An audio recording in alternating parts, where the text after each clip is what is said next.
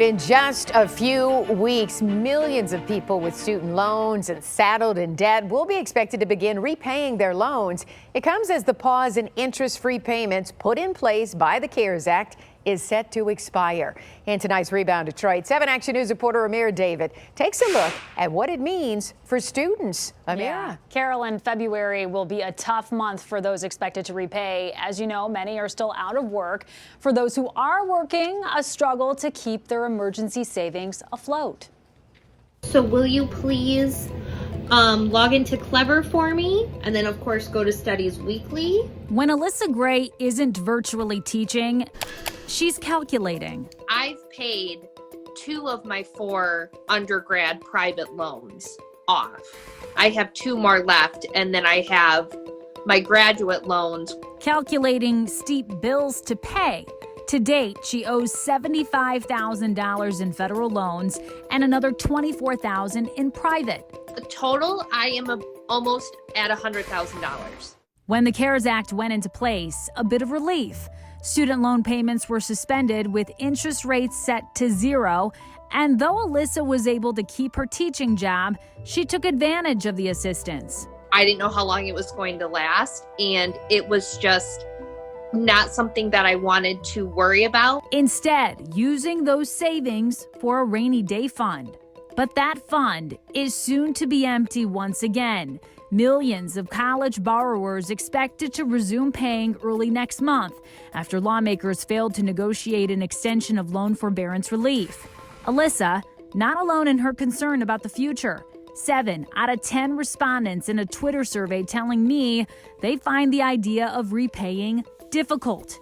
Now that it could potentially happen again in February, I think everybody's just kind of like bracing for impact. So why did Congress drop student loans from the stimulus package? It costs a little bit under $5 billion per month. Financial aid expert Mark Kanterwitz says likely because an extension comes with a very high price tag, though he says it should be extended to the fall. I think September 30th is about right, assuming that the vaccine does, and people do get the vaccine and start seeing an improving economy. There is still a chance an extension or even some kind of loan forgiveness could be granted under a new Biden administration, but the path forward is still unclear. Is there anything in this bill that students can hang on to? Well, there are a lot of changes that affect paying for college. Here's the Rebound rundown on changes included under the new relief law. A 5-year extension of a tax incentive to employers to help pay down your student loans. Also, financial aid eligibility has expanded with an additional 500,000 more students expected to qualify for a Pell Grant and 1.7 million more expected to receive the maximum Pell Award.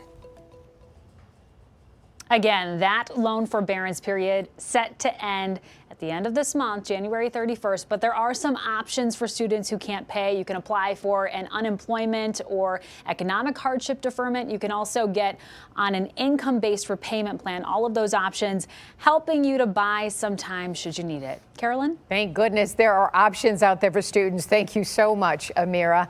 And coming soon down the Rebound pipeline, a look at unemployment benefits in the state of Michigan. If you have questions about the new round of assistance or if you're hitting a roadblock, email us at rebounddetroit@WXYZ.com.